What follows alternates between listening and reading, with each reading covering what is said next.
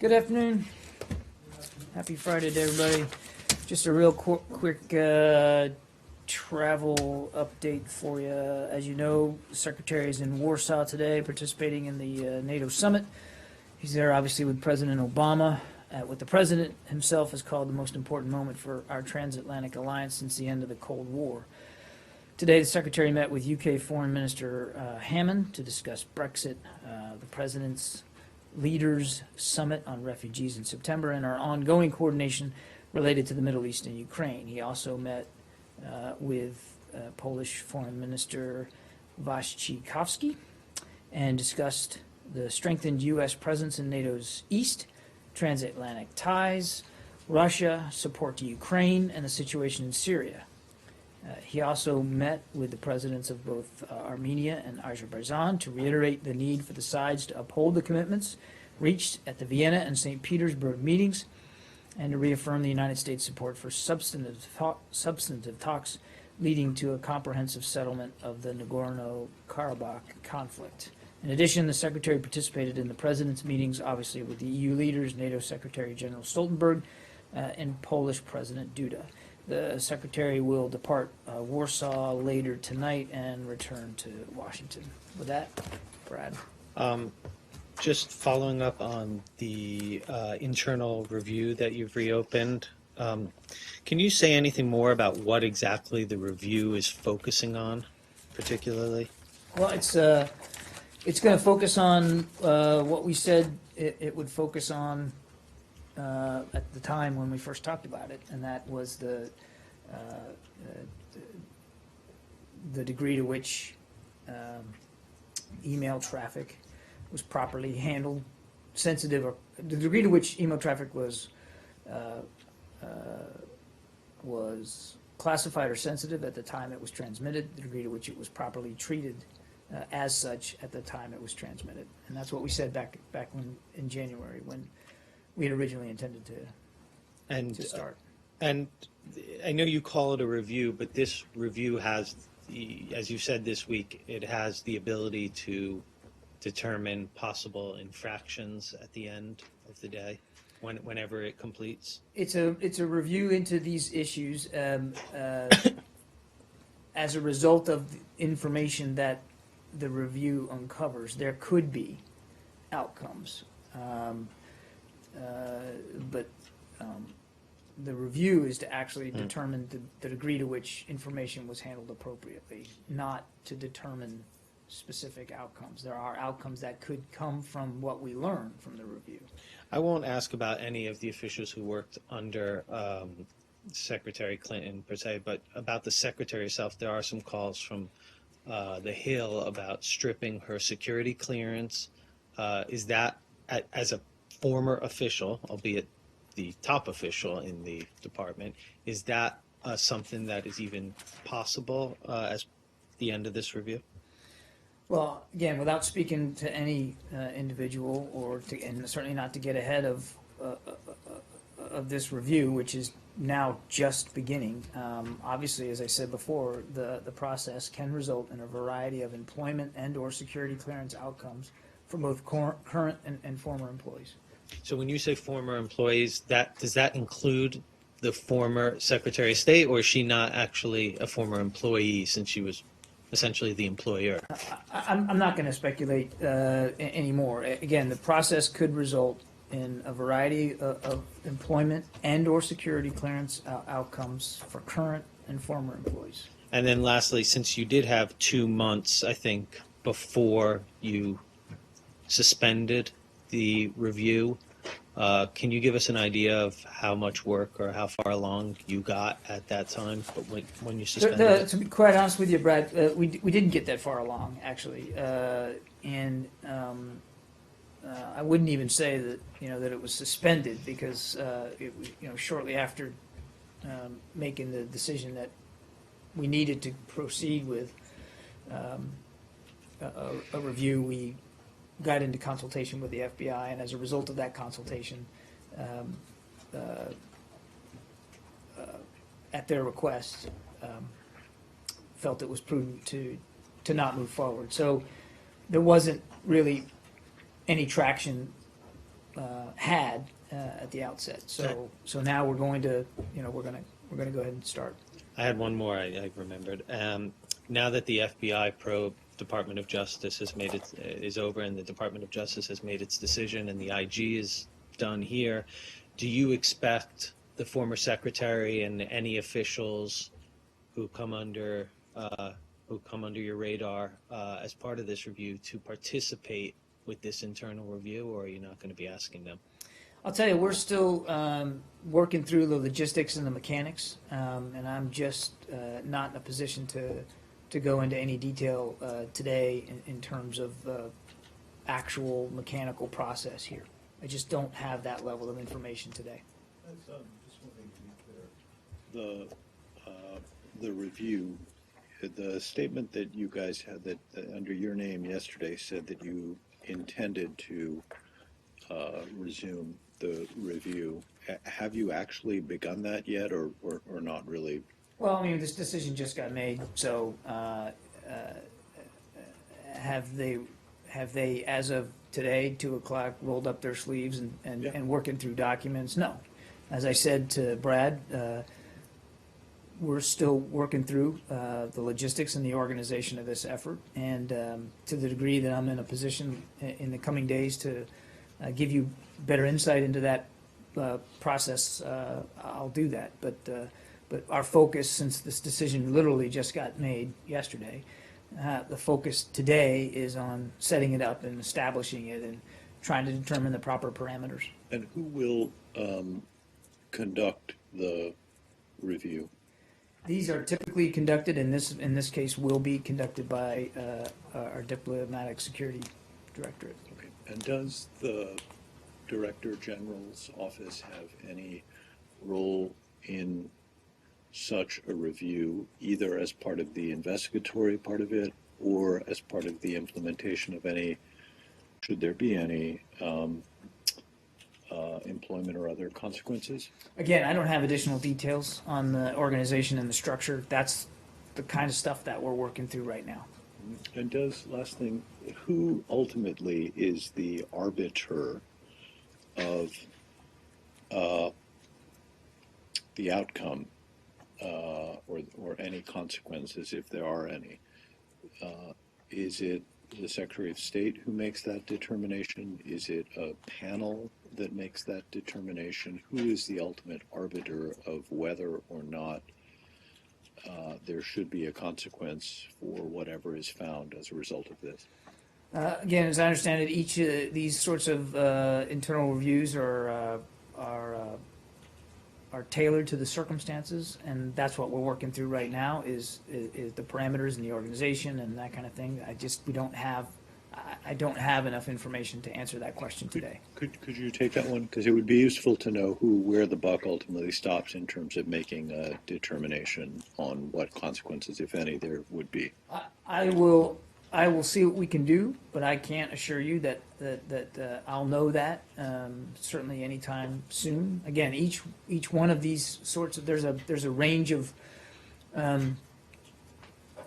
guidelines and procedural guidelines that help guide us on the way. But we, as we typically do in internal reviews, you want to tailor it to the circumstances, and so not everyone is cookie cutter. Not everyone is approached the same way, and I suspect that the outcomes of each are sort of are reviewed and decided upon at different levels depending on the scope. So we're working our way through all that. As I said, to the degree that I can give you better insight on organization, process, parameters, I'll do that. But I am loath to promise anything specific here today as we just work our way through it. I think it's an important, one of the judgments that the FBI director made was that it was, in his view, important that he come out and talk publicly to a far greater degree than is normally done about what he found, so that there would be transparency.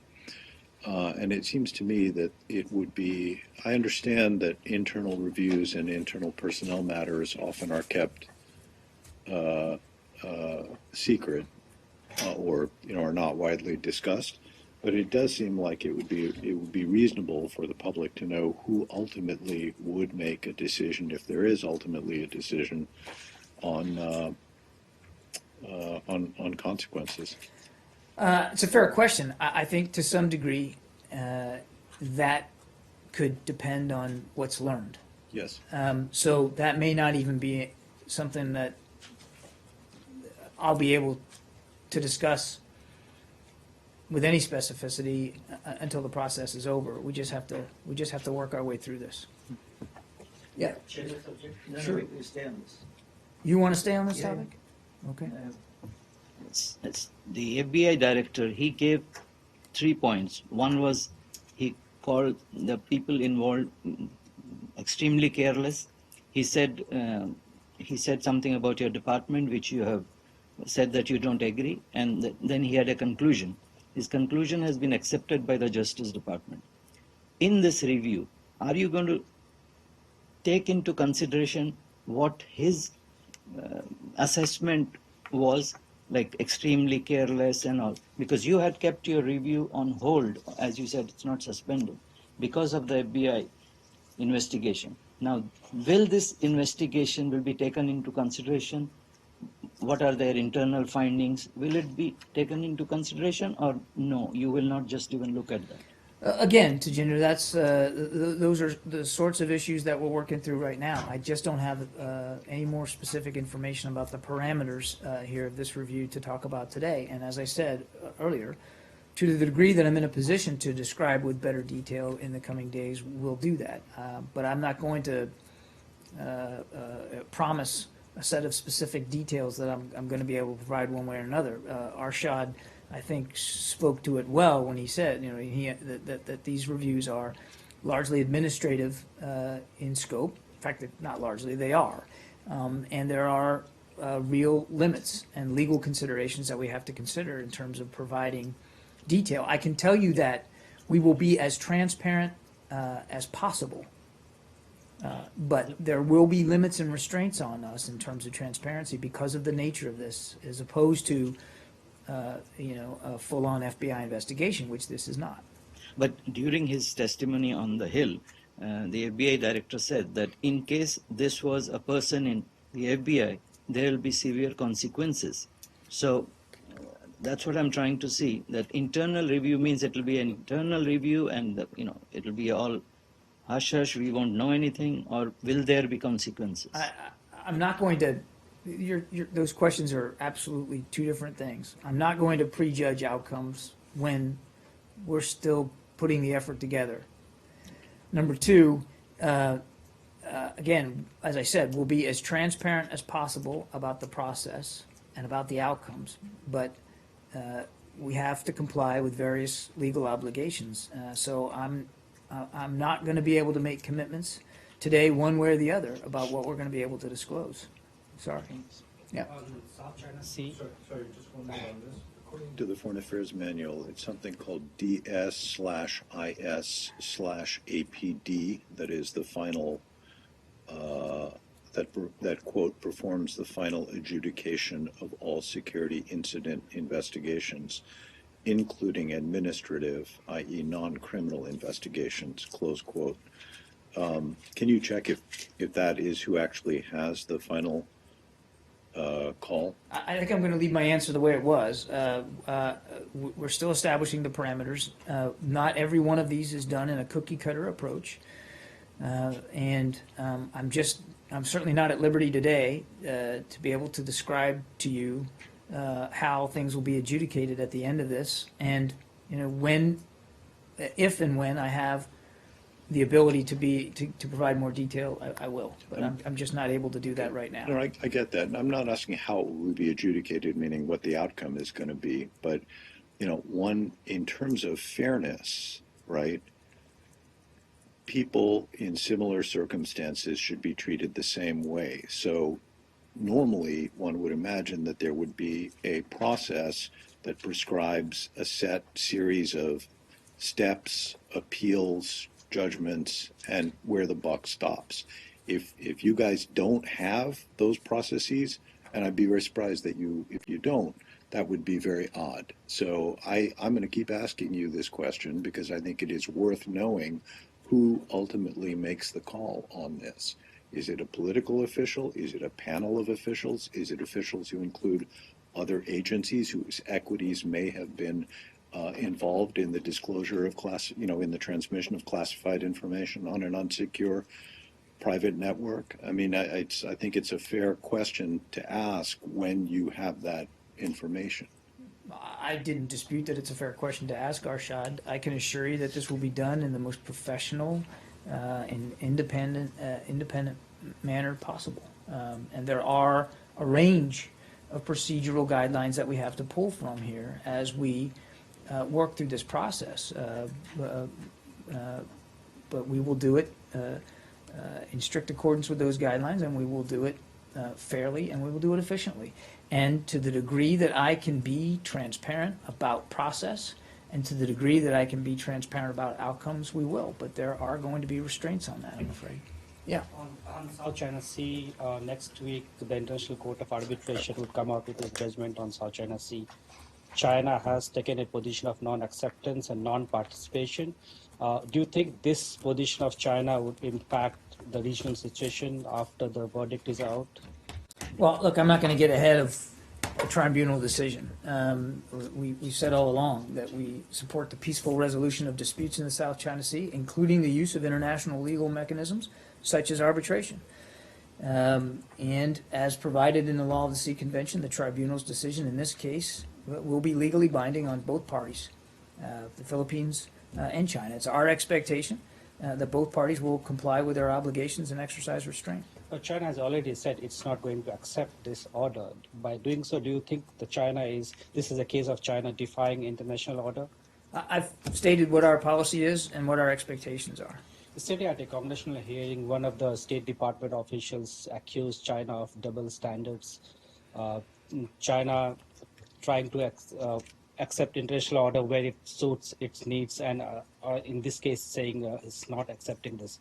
Why do you think so China is taking such move? You'd have to ask officials in Beijing what their motivations are for whatever statements they're making. I've made clear what our expectations are. We've made clear to Chinese leaders what our expectations are, but let's not get ahead of a decision that hasn't been rendered yet.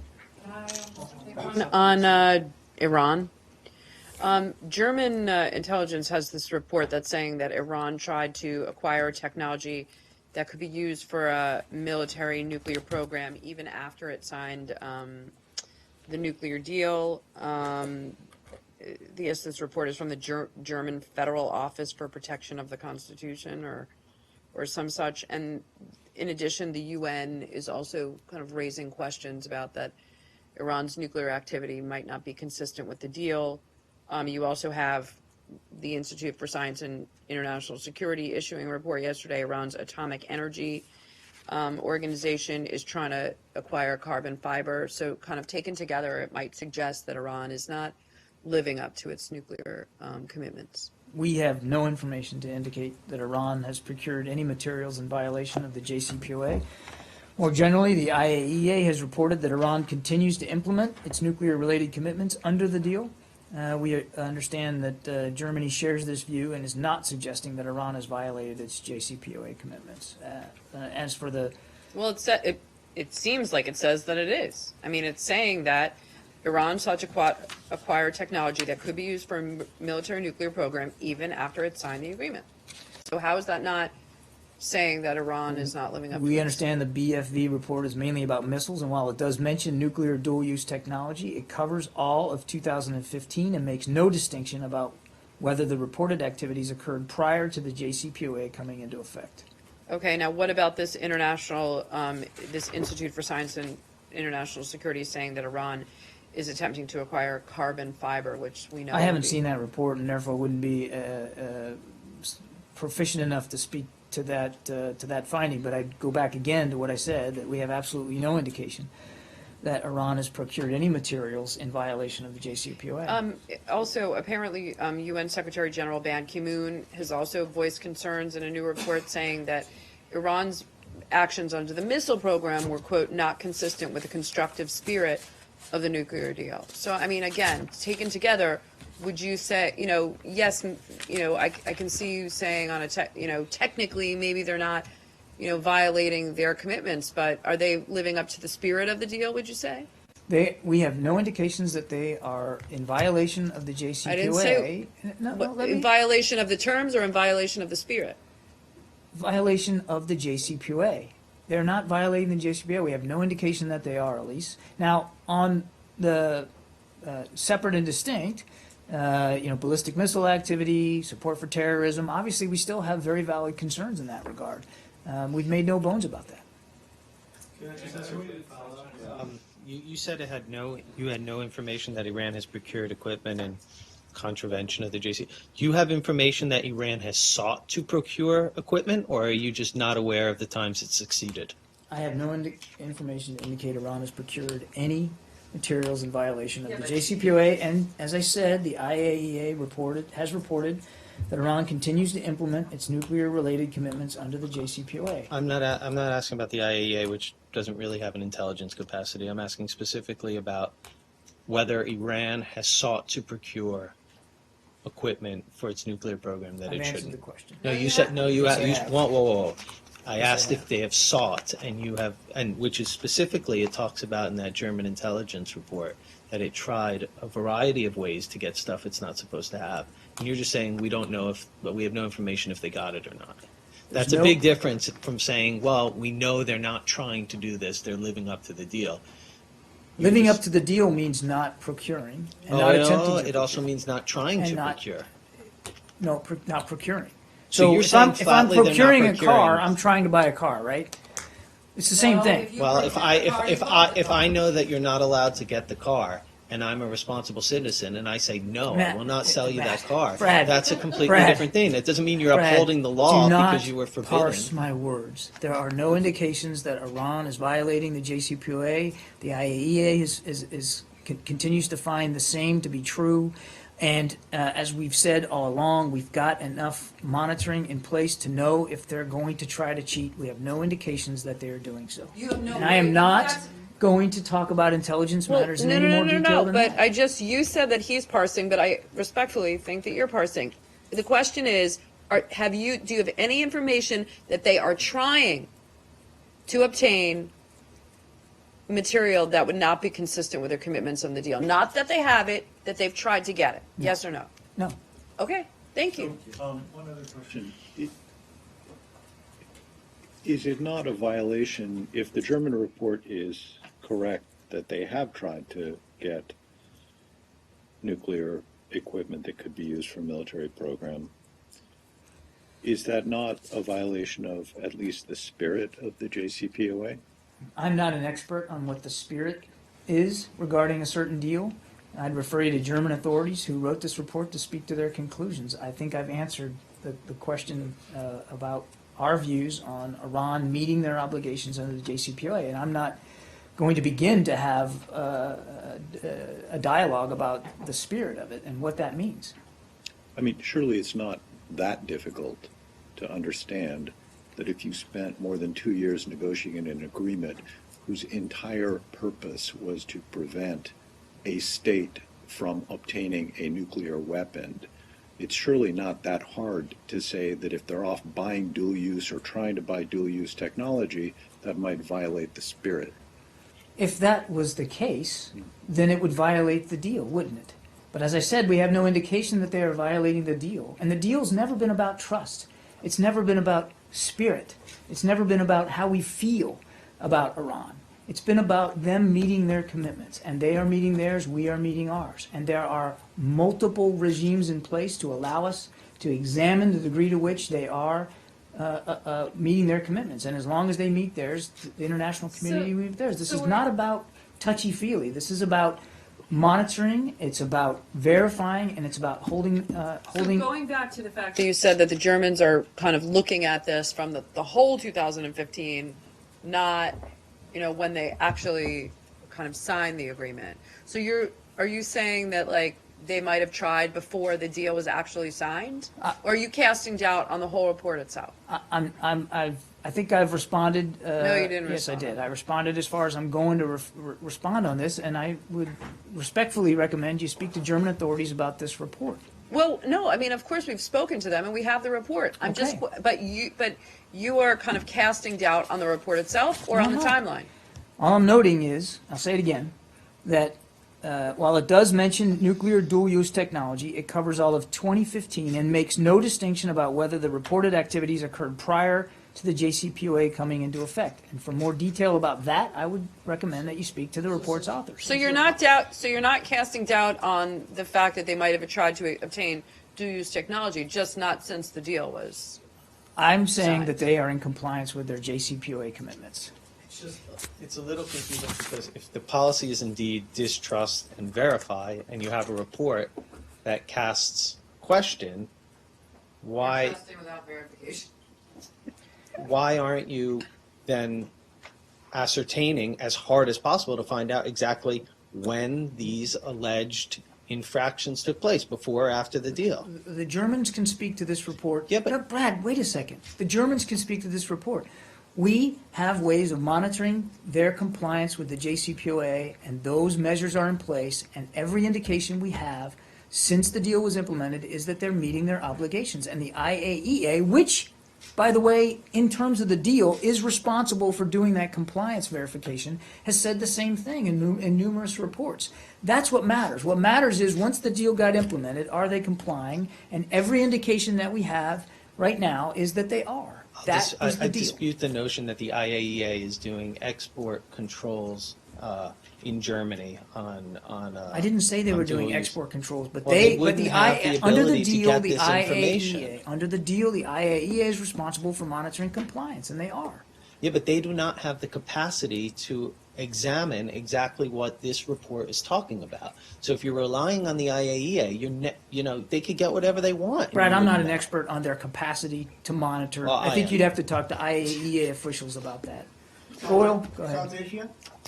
Sure. Thank you, sir. Two questions. One, as far as U.S.-India civil nuclear agreement is concerned, so far only one U.S. company, Westinghouse, signed to build at least 6 nuclear plants in India. More may follow. My question is, as far as U.S. government and Indian government is concerned, is this deal done between the government to government, or there are still issues pending? As far as I know, we're still in discussions with India about this. I don't have any more details. We'll have to try to see if we can get you something on that. And second, if I may, quickly on Bangladesh. As far as so much has been said about bombings and troubles and killings in Bangladesh, what type of help you think Bangladesh have sought from the Secretary or from the U.S., or what sort of help you think U.S. is going to provide to Bangladesh to fight this terrorism, ongoing terrorism in Bangladesh? Well, I mean, the Secretary did speak to the Prime Minister. He offered our assistance in their investigative efforts. I don't have any updates for you in terms of any help that they've accepted. I'd point you to Bangladeshi authorities who are actually still investigating this. And, we obviously as a nation continue to stay fully committed to fighting terrorism there and around the world with our partners. Obviously, this is a threat which doesn't know borders. And it's a group that is trying to export terrorism to sow fear outside Iraq and Syria. And that's why there's 66 countries arrayed against this particular group. Thanks, sir. Yeah, go ahead. Back on South China Sea, the Foreign Secretary of the Philippines stated today that the Philippines would be willing to share natural resources with China regardless of whether or not they won at the tribunal next week. Is that something you would welcome? I haven't seen that report. And look, these are decisions that sovereign nations have to make. So I don't know that we'd have a view one way or the other of that. Also on China, the Chinese government summoned Ambassador Baucus over the issue of the THAAD deployment, and I was wondering if you had details of that meeting or a response to Chinese concerns over the deployment. I can tell you that Ambassador Baucus did have a meeting with his Chinese counterparts about this. And again, we've made very clear that because of the ongoing continued threat by the North, that this was a capability that we would be exploring with our South Korean allies, and you saw the announcement last night that it's going to move forward. And it will add to and improve our abilities to better defend our South Korean allies and the South Korean people from what continues to be a significant threat. And I would just remind that it is a purely defensive system, and that is we have made that clear to Chinese officials in the past, and we are more than happy to continue to have a conversation about the purely defensive capabilities that this system represents. Isn't it a concern that, isn't it a concern that the deployment of THAAD complicates the relationship with China when you need their cooperation the most over the North Korea issue? We continue to need, as the Secretary said yesterday, continue to need Chinese leadership and Chinese influence in a productive way with respect to North Korea. There's no reason why this deployment should be of concern to Chinese leaders, since it is a purely defensive measure, and because because the North continues to pose such a real and significant threat to South Korea. Issue again. Deployment of THAAD in South Korea. When will the plan be placed? THAAD in South Korea. I don't know, Jenny. That's a decision that those are decisions that still have to be made. They announced that they're going to move forward. I have no visibility, and I would actually point you to the Ministry of Defense and to DoD to speak to whatever plans are. As far as I know, those discussions are ongoing, and I'm not aware of any final decisions in terms of timing and placement. All that is downstream and will be determined between the two ministries of defense. So you don't know any time frame for that? I do not. Yes. One main concern from the Chinese side is the radar system of THAAD's deployment. They claim that might jeopardize China's national interest. Do you listen to China's concern, and do you think their concern is legitimate? We have certainly listened to their concerns, and we have offered to provide informational briefings for them on the way the system works. Again, this is a purely defensive system that we wouldn't have to talk about and wouldn't have to consider if the DPRK had proven in recent weeks and months willing to take a different, more peaceful path. And yesterday, the Chinese Foreign Ministry was asking the United States and South Korea to stop the process.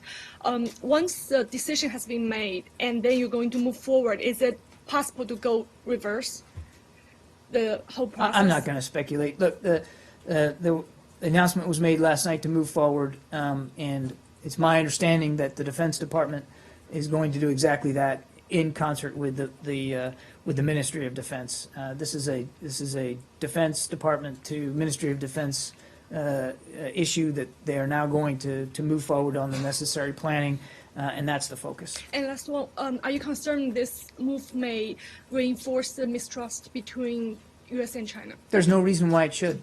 Again, we have certainly listened to their concerns. We've tried to address those concerns. We've offered to be as transparent as possible about the capabilities of this system, which again is purely defensive, and it is about protecting, because we have obligations to help protect our South Korean allies, and that's why we're having this discussion. That's why this decision was made.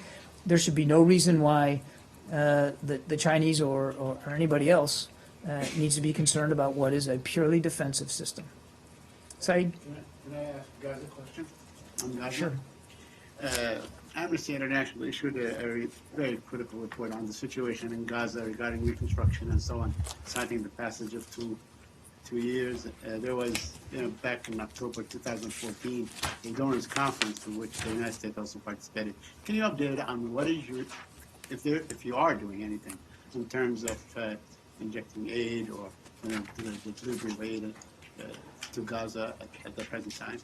I would think I would frame it this way. Obviously, we remain deeply concerned about the situation, the humanitarian situation in Gaza. As you know, Saeed, unemployment remains as high as anywhere on the planet. Often power is only available for a portion of the day. Degradation in water quality and environmental conditions continue to threaten to make the Strip unlivable. The majority of the population is forced to rely on assistance from the international community to make ends meet. So what we're doing is going to continue to call on the international community to deliver on the pledges that were made in the 2014 Gaza Reconstruction Conference in Cairo. I can tell you that we have fulfilled 100% of the pledges that we made there, which is a sum total of $414 million. Are you trying to persuade the Israelis to lift the siege, perhaps, and the Egyptians as well? Both are your allies in terms of the siege of Gaza, or as was suggested in the quartet report. I don't have anything more to update on this. Again, we're very, very concerned about the humanitarian situation there, and we're in constant conversation with everybody in the region about how to better address it. Would you like to see the siege eased up? I'm going to leave my answer where I did. Firstly, do you have any information on NATO websites going down? I do not. Okay. On the incident outside the Russian embassy, there's been more comments out of Moscow or wherever. It seems like they're bent on humiliating you over this incident. Do you have a response?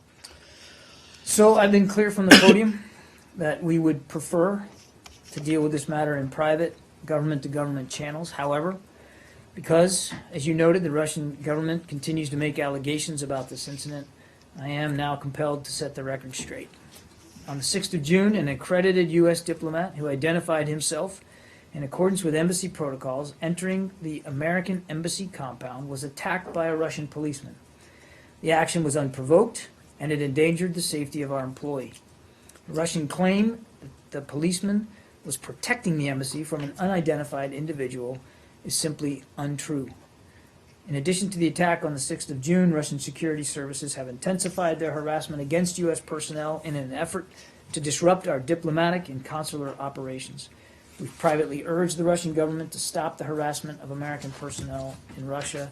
And as I said before, the safety and well-being of our diplomatic and consular personnel abroad and their accompanying family members are things we take very, very seriously. All right. On the individual, the diplomat, there were some reports that he sustained injuries, including maybe a broken arm. Is that true? And has he since left the country, been PNG'd or anything like that?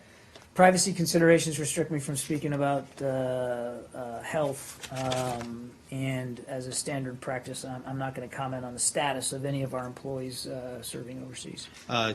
In Congress, there's calls for an investigation. Do you support those? Will you undertake an investigation? I'm not aware of any investigation that we are going to undertake. If that changes or something, I'll let you know.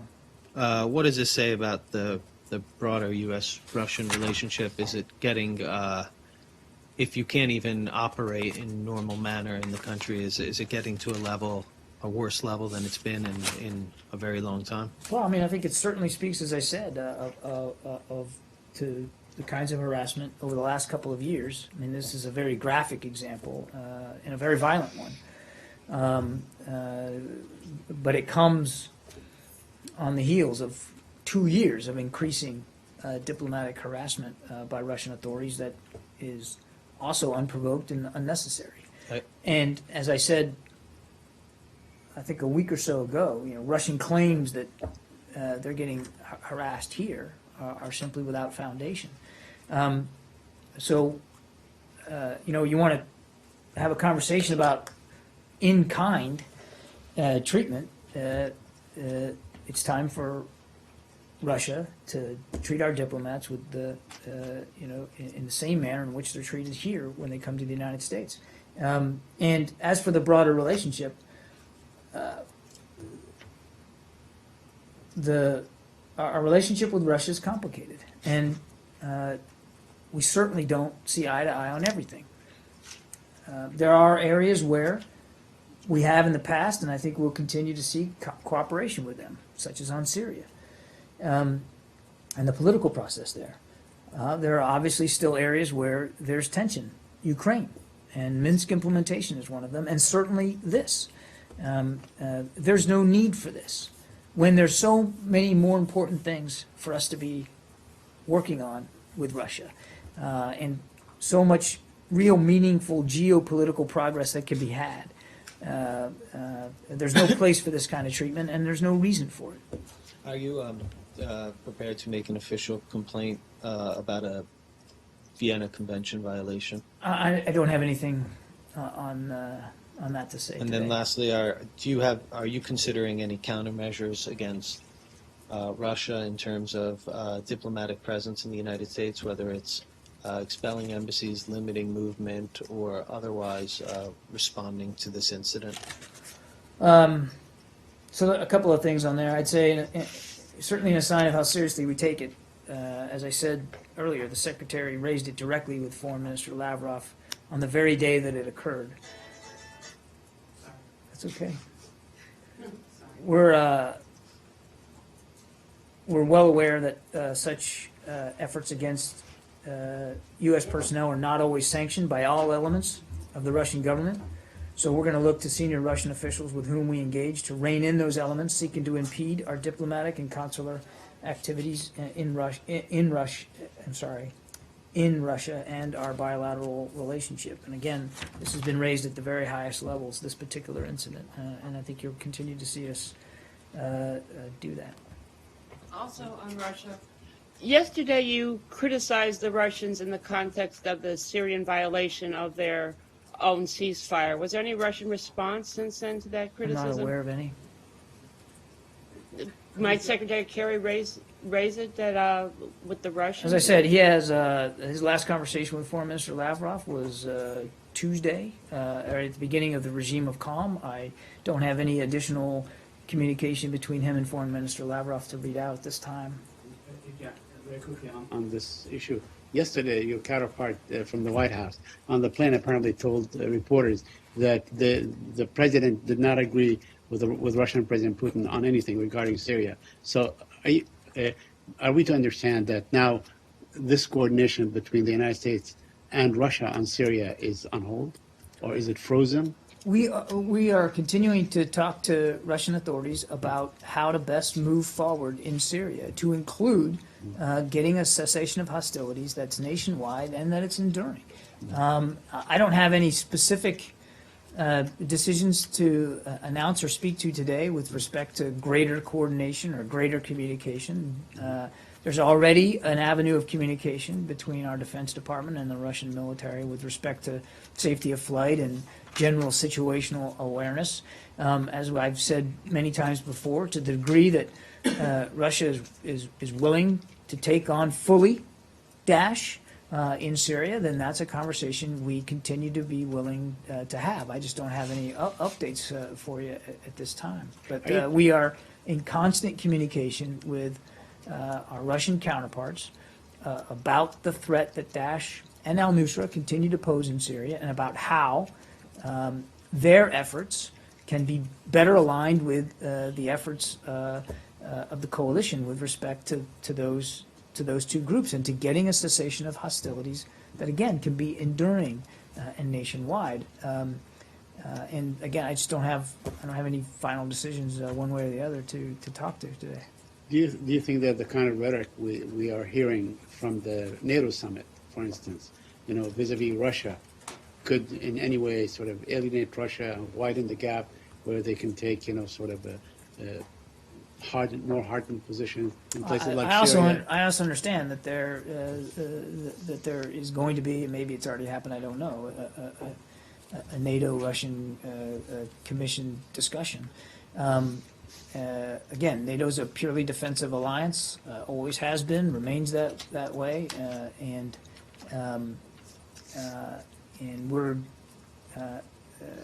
we continue to have, as a NATO member, we continue to have conversation with Russian authorities about NATO capabilities and about NATO engagement on the continent and beyond. Last one, I'm afraid. I got to get going. South China Sea. So the announcement of the South deployment was made right at 5 days before the South China Sea arbitration. Is there any reason behind it? And what does it have to do with the South China Sea situation? I'm sorry, I missed the first part of your question. What was announced 5 days before? The announcement of the THAAD system deployment.